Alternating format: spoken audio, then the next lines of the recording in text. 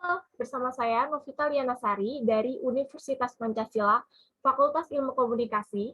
Di sini saya akan menjelaskan tentang perlu tidaknya penyelenggaraan pembelajaran tatap muka di masa pandemi ini. Nah, sebelumnya kita akan membahas tentang kronologinya dulu nih, di dunia pendidikan Indonesia semenjak merebaknya virus COVID-19. Kebijakan PJJ Kemendikbud mendapat berbagai macam respon dari publik.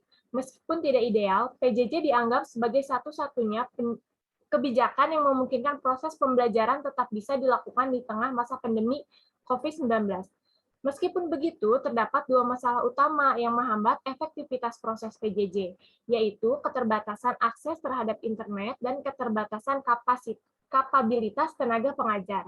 Pertama, keterbatasan akses terhadap internet yang stabil, bahkan sinyal komunikasi dan listrik pun belum mencapai beberapa wilayah. 3T, yaitu tertinggal, terdepan, dan tertular. Salah satu building block dari sebuah pembelajaran jarak jauh yang efektif adalah kecepatan internet yang memadai dan stabil. Tanpa koneksi yang stabil, murid tidak mungkin mendapatkan materi pembelajaran secara utuh dan proses pemahaman pun terbatas dan dibatasi oleh internet. Ketimpangan akses terhadap internet tersebut dapat terlihat jelas ketika kita membandingkan data antara wilayah perkotaan dan pedesaan. Pandemi COVID-19 ini telah memberikan gambaran atas kelangsungan dunia pendidikan di masa depan melalui bantuan teknologi. Namun, teknologi tetap tidak dapat menggantikan peran guru, dosen, dan interaksi belajar antar pelajar dan pengajar. Sebab, edukasi bukan hanya sekedar memperoleh pengetahuan, tetapi juga dinilai kerjasama, serta kompetensi. Situasi pandemi ini menjadi tantangan tersendiri bagi kreativitas setiap individu dalam menggunakan teknologi untuk mengembangkan dunia pendidikan. Pembelajaran daring menjadi tantangan bagi dunia pendidikan di situasi Indonesia yang memiliki ribuan pulau. Bagaimana teknologi dapat digunakan sebagai akses internet pada daerah-daerah terpencil di mana suatu kemewahan ini merupakan tantangan bagi semua pihak. Saat ini kita harus bekerja keras bersama bagaimana membawa teknologi menjawab permasalahan nyata yang terjadi pada mahasiswa dan pelajar yang kurang beruntung dalam hal ekonomi maupun teknologi yang berada di daerah-daerah terpencil. Lalu selanjutnya kita akan membahas tentang kendala dan kritik terhadap pembelajaran jarak jauh.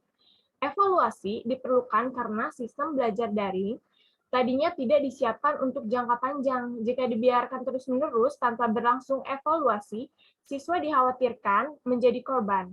Nah, jika dibiarkan terus-menerus, siswa dan mahasiswa dalam keterbatasan akses, siswa bisa ketinggalan pelajaran, apalagi belum diketahui kapan pandemi ini akan berakhir. Selanjutnya, kita akan bahas tentang potret tenaga pengajar selama pembelajaran jarak jauh. Selain masalah pada akses pendidikan, masalah kedua adalah pendamping ke anak. Pertanyaannya, apakah semua orang tua punya kapasitas yang sama untuk mendampingi anak belajar? Ada orang tua yang pendidikannya terbatas, sehingga orang tua yang pendidikannya terbatas terkendala untuk mendampingi anaknya. Kedua, permasalahan kapasibilitas tenaga pengajar yang kesulitan beradaptasi dengan metode pembelajaran PJJ. Secara umum, PJJ menambahkan beban kepada guru karena kebanyakan dari mereka baru pertama kali melakukan pembelajaran dari jarak jauh. Dengan adanya proses pandemi COVID-19, sekolah mengerti bahwa proses belajar tidak bisa dilakukan dalam waktu yang lama, seperti pada situasi normal. Akibatnya, guru terpaksa memadatkan materi pembelajaran yang dapat berlangsung dalam beberapa jam saja. Nah, setelah itu kita akan membahas tentang potret peserta didik selama PJJ. Nah, selama PJJ ini, banyak murid yang mengeluh tidak ada penjelasan dari guru tentang materi-materi yang mereka kerjakan. Padahal, guru bisa merekam video penjelasan sebuah materi sebelum memberikan tugas kepada murid. Masalahnya, mereka kurang dibekali dengan pendidikan literasi digital dan kecakapan teknologi untuk memanfaatkan sarana dasar memberikan arahan yang spesifik dan detail sehingga pelaksanaan PJJ di masa pandemi COVID-19 ini dituntun untuk berinovasi dan membuat kebijakan masing-masing. Nah, bagi sekolah dan guru-guru yang berada di wilayah terpencil, permasalahannya juga tentang cara mengatasi keterbatasan-keterbatasan fundamental, seperti akses internet yang tidak ada atau tidak stabil, sekolah yang terbatas. Nah, bagi wilayah pedesaan yang masih bisa mengakses internet, biaya menjadi kendala karena keluarga murid yang tidak bisa membayar pulsa atau paket internet bagi anaknya. Nah, pada akhirnya, guru kelab terpaksa mendampingi murid ke rumah masing-masing. Meskipun beresiko menyebarkan penyakit COVID-19, wilayah-wilayah tertinggal seperti ini perlu diberikan perhatian khusus karena berpotensi melebarkan jarak kesenjangan pendidikan. Selanjutnya kita akan membahas tentang wacana dimulai pembelajaran tatap muka.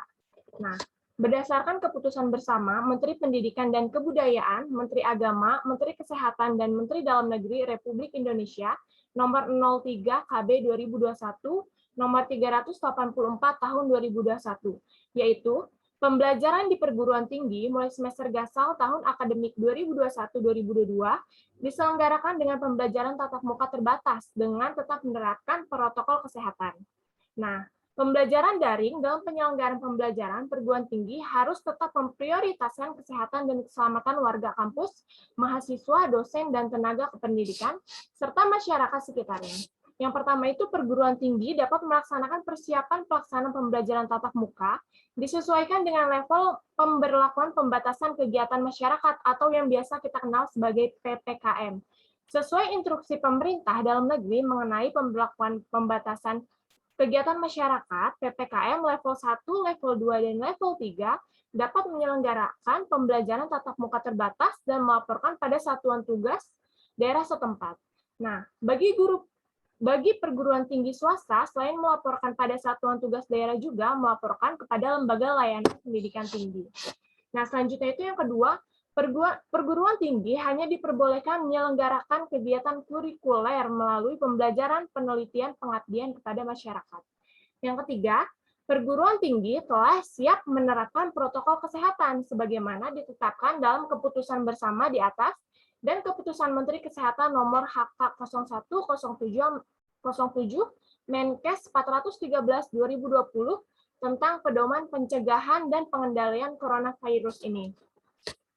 Setelah itu nomor 4-nya itu perguruan tinggi membentuk satuan tugas penanganan COVID-19 di perguruan tinggi untuk menyusun dan menerapkan standar operasional prosedur protokol kesehatan. Nah, selanjutnya yang kelima nih, pemimpin perguruan tinggi menerbitkan pedoman pembelajaran, wisuda maupun kegiatan lainnya bagi sivitas akademik dan tenaga pendidikan di lingkungan perguruan tinggi. Yang keenam, tidak ada keberatan dari orang tua wali bagi mahasiswa yang mengikuti pembelajaran tatap muka. Lalu selanjutnya kita akan membahas tentang kendala dan ancaman yang dihadapi. Nah, di sini tuh kendalanya tuh alasannya jika sekolah tatap muka telah digelar, dikhawatirkan terjadi penularan di antara siswa sekolah maupun guru-guru yang mengajar. Resiko terberatnya yaitu kalau keluar rumah lalu berkerumun, apa yang terjadi? Akan terjadi penularan. Artinya, jika tetap dilakukan akan berbahaya untuk anak-anak, untuk keluarga, guru, dan yang mengajarnya. Lalu selanjutnya kita akan membahas tentang solusi terbaik pembelajaran saat ini. Menurut saya, pembelajaran jarak jauh dianggap solusi terbaik saat masa pandemi dan saat keadaan belum 100% pulih normal. Sistem pembelajaran daring dalam jaringan merupakan sistem pembelajaran tatap muka secara langsung antara guru dan siswa atau mahasiswa, tetapi dilakukan melalui online yang menggunakan jaringan internet. Guru harus memastikan seluruh mahasiswa berada di rumah. Solusinya, guru dituntut untuk dapat mendesain media pembelajaran sebagai inovasi dengan memanfaatkan media daring. Nah, selanjutnya hal ini sesuai dengan Menteri Pendidikan dan Kebudayaan Republik Indonesia terkait Surat Edaran Nomor 4 Tahun 2020 tentang pelaksanaan kebijakan pendidikan dalam masa darurat penyebaran coronavirus atau COVID-19. Sistem pembelajaran dilaksanakan melalui perangkat personal komputer, PC, atau laptop yang terhubung dengan koneksi jaringan internet. Nah, setelah itu guru dapat melakukan pembelajaran bersama di waktu yang sama menggunakan grup di media sosial WhatsApp, Telegram, Instagram, dan aplikasi Zoom atau media lainnya sebagai media pembelajaran. Dengan demikian, guru dapat memastikan siswa mengikuti pembelajaran dalam waktu yang bersamaan, meskipun di tempat yang berbeda. Nah, solusi atas permasalahan ini itu adalah pemerintah harus memberikan kebijakan dengan membuka gratis layanan aplikasi daring, bekerja sama dengan provider internet dan aplikasi untuk membantu proses pembelajaran daring ini. Pemerintah juga harus mempersiapkan kurikulum dan silabus pembelajaran berbasis daring.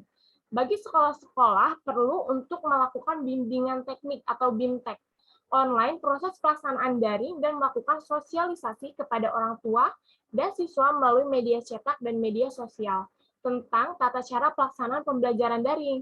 Nah, selanjutnya itu dalam proses pembelajaran daring, penting untuk ditambahkan pesan-pesan edukasi kepada orang tua dan peserta didik tentang wabah pandemi COVID-19 ini. Dengan demikian, kita dapat pembelajaran yang sama dengan tatap muka tetapi berbasis online. Nah, efeknya ini sangat bagus, programnya tepat sasaran dan capaian pembelajaran tercapai. Sekian penjelasan dari saya. Terima kasih. Kurang lebihnya mohon maaf. Assalamualaikum warahmatullahi wabarakatuh.